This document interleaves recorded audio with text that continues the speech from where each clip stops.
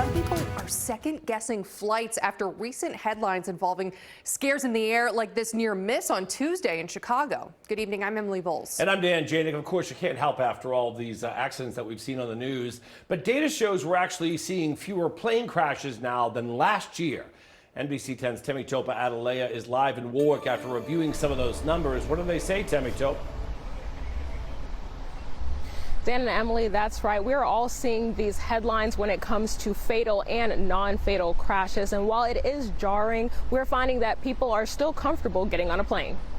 A Delta airline commercial plane flipping and bursting into flames as it landed in Toronto. A deadly plane crash in D.C.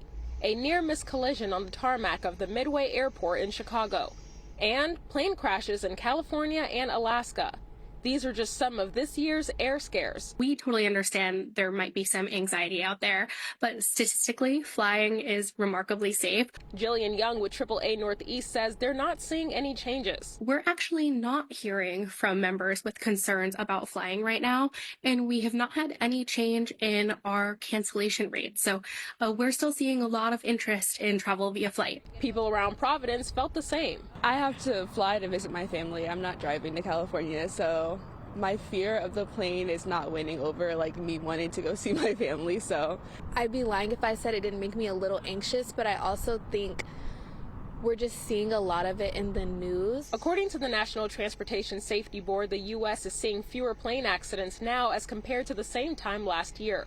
From January to the end of February, we are seeing about 64 less plane crashes and about 16 less fatal plane crashes nationwide, most of which seem to be small and private air carriers.